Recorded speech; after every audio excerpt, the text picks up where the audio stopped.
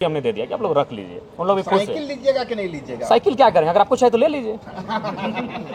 Smart meter के रोकने के लिए सैद्धांतिक पॉलिटिक्स होना चाहिए। ये जो अंग हैं वो सरकार को घेर रहे हैं। प्रदीप यादव तो विपक्ष में नहीं है, अमित महतो तो विपक्ष में नहीं है, हेमलाल मुर्मू तो विपक्ष में नहीं है।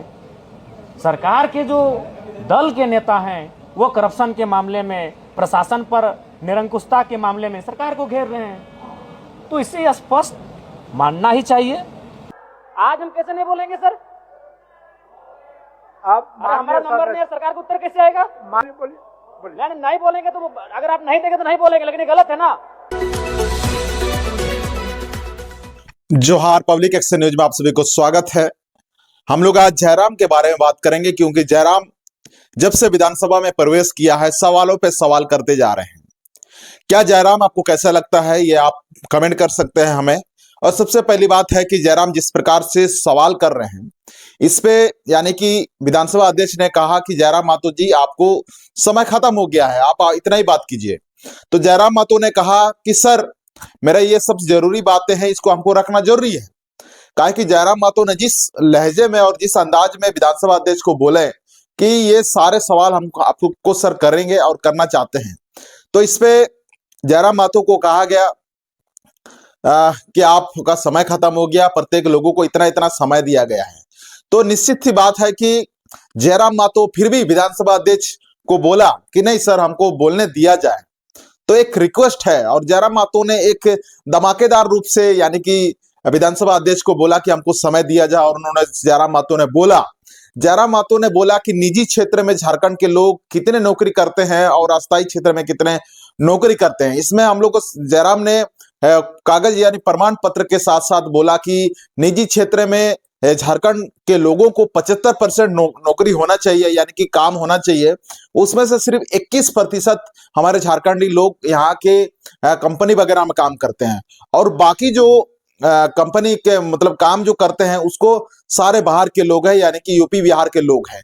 तो आप समझ सकते हैं कि तमाम पिछले जो सरकारें थी और जो अभी जो पिछले 5 साल हेमंत सोरेन जी थे और उससे भाजपा सरकार भी था, वो सभी सरकारों को सवाल कर रहे हैं। ये किसी एक सरकार का सवाल नहीं है, क्योंकि कंपनी एक दिन में नहीं बनता है, उस कंपनी को बनने के लिए 10 से 15 साल, 4 साल लगता है। तो ये सवाल बहुत तगड़ा कर रहे हैं। और आप लोगों को क्या लगता है, क्या आपका विधायक भी इस प्रकार से सवाल उठा रहे हैं? सबसे बड़ा ये जयराम का खासियत यह है कि जयराम अपने बदौलत चुनाव लड़े हैं, यानी कि जनता ने उसको बनाया है। और बहुत सारे विधायक होते हैं जो उसको जनता ने ये बनाया तो जनता ने है, लेकिन उसको व्यक्ति को नहीं बनाया है, उनको सिर्फ पार्टी के द्वारा बनाया है। जैसे यहाँ पे आप लोग बहुत सारे सीट ऐसे हम लोग देखते हैं जहां पे व्यक्ति नहीं, उसका यानी कि बीजेपी का छाप पार्टी के कारण वो व्यक्ति जीत जाते हैं, उसका काबिलियत नहीं होगा फिर भी जीत जाते हैं। लेकिन तमाम और ऐसे सीट भी हम लोग देखते हैं कि वहां पे व्यक्ति नहीं, वहां पे सिर्फ उसका सिंबल के वजह से वो जीत जाते हैं। तो तमाम चीजों को आज हम लोग देख रहे हैं कि सिंबल के वजह से जो जीत जाते हैं उन सभी का आवाज विधानसभा में आपको गूंजते हुए नहीं दिखेगा, क्योंकि वो अपने जनता के द्वारा समर्पित नहीं है, वो पार्टी के साथ में समर्पित रहते हैं। यानी कि पार्टी का जो बात है उन बातों को ये मतलब आपके विधानसभा में रखेंगे। वो पार्टी जो बोलेगा कि आपको ये चीज रखना है तो उस चीज वो विधानसभा में रखेंगे, ना कि वो उसका अपना विधानसभा का बात रखेंगे। तो आप पहले कमेंट कीजिए कि आप जिस विधानसभा का से रहते हैं उस विधानसभा के विधायक का यानी कि उस व्यक्ति को देख के बनाए हो, या उस विधानसभा का ये मतलब आपका जो छाप जो ये सिंबल देख के बनाए हो। तो सीधी सी बात है कि जयराम मातो का फर्क यह है कि जयराम मातो को इस बार का ये सिंबल जो मिला था कैंची जाप, उसके माध्यम से वो जीते हैं। हो सकता है फुटबॉल अगर सिंबल मिलता तो फुटबॉल में भी जयराम मातो जीत जाते। हो सकता है जयराम मातो को अगर हॉकी चाप मिलता तो हॉकी चाप में भी जीत जाते। हो सकता है जयराम मातो कोई भी, यानी कि जयराम मातो सिंबल से नहीं, वो सिर्फ जयराम मातो एक व्यक्तित्व पर जीते हैं। इसीलिए आज हम लोग जयराम मातो का विधानसभा में सबसे ज्यादा अगर देखा जाए रिकॉर्ड तोड़ अगर जिसका आवाज अगर हम लोग सुन रहे हैं तो जयराम बातों का आज सुन रहे हैं। तो बहुत सारे सवाले हैं, बहुत सारे शिक्षा पे सवाल कर रहे हैं, स्वास्थ्य पे सवाल कर रहे हैं। किसी दिन तो इरफान अंसारी महोदय जी को, स्वास्थ्य मंत्री है जो, उनको तक बोले कि आप अपना बजट पे जो हुंकार भर रहे हैं, बार बार इस पे बोल रहे हैं, तो तमाम यहाँ के विधायक को, यहाँ के बड़े लोगों को आप यहीं पे उनका इलाज करवाइए, तब जाके हम आपका बजट पे हम वाहवाही करेंगे, अन्यथा वाहवाही नहीं करेंगे। तो इसमें इरफान अंसारी जी को लगा तो उन्होंने कहा कि जयराम मातो को यहीं पे इलाज कराएंगे। हम इन पर ये इरफान अंसारी जी से कहना चाहते हैं कि कृपया करके आप सभी झारखंड वासियों को यहीं पर इलाज कराइए, सभी विधायकों को यहीं पर इलाज कराइए, तमाम बड़े लोगों को भी यहीं पर इलाज कराइए, तभी हम लोग को लगेगा कि आप जनता के हित में काम कर रहे हैं। किसी विधायक को यहाँ पे इलाज करा के हो नहीं सकता है। सभी जनताओं को झारखंड में इलाज कराइए ताकि अच्छा से इलाज हो। हम भी चाहते हैं कि हमारा झारखंड आगे बढ़े, इस शिक्षा पे आगे बढ़े, स्वास्थ्य पे आगे बढ़े, कृषि पे आगे बढ़े, सभी क्षेत्र में आगे बढ़े। तो तमाम चीजों को आप लोग देखते हैं तो क्या लगता है आपके क्षेत्र में तमाम ये कंपनी वगैरह कंपनी होगा तो आपने कभी लोगों को देखे होंगे कि आपके क्षेत्र का जो कंपनी है उसमें बाहरी लोग ज्यादा है कि स्थानीय लोग ज्यादा है? क्योंकि आप नहीं बोलने के कारण ही आज आपको पलायन करना पड़ रहा। अगर आवाज उठाते तो आपको पलायन नहीं करना पड़ता। तो आप और हम संवाद बीच में हम लोग करेंगे। कमेंट करके बताइए आप किस कंपनी में काम करते हैं, और आप बाहर भी अगर काम करते हैं तो फिर भी कमेंट कीजिए, पलना हम यूपी में काम कर रहे हैं, बेंगलोर में काम कर रहे हैं, तमिलनाडु में काम कर रहे हैं, कमेंट कीजिए। जब तक अपने सरकारों को आप सवाल नहीं करेंगे, अपने विधायकों को सवाल नहीं करेंगे, तो आपका जो हक है वो सारे ये है। जिस प्रकार से हम लोग देख रहे हैं कि आज पैसा तो है, सरकार के पास पैसा की कमी नहीं है, उनका इच्छा शक्ति की कमी होता है। नहीं तो आज हम लोग तमाम चीजों को, हम लोग तमाम विधायक का बेटों लोग को देखते हैं, दिल्ली मुंबई कहाँ कहाँ पढ़ाई करते हैं, लेकिन आपका बच्चा वही घिसा पिटा ये स्कूल में पढ़ाई कर रहे हैं। हम ये घिसा पिटा सरकारी स्कूल को नहीं बोल रहे, हो सकता है उसको अच्छा किया जा सकता है, लेकिन उसको अच्छा करने का इच्छा शक्ति वो लोगों में नहीं है। तो आपके अंदर में वो इच्छा शक्ति जागना चाहिए, आपके अंदर में सवालों का बौछार होना चाहिए। सवाल यदि आप नहीं करेंगे तो ऐसे ही व्यवस्था बना रहेगा।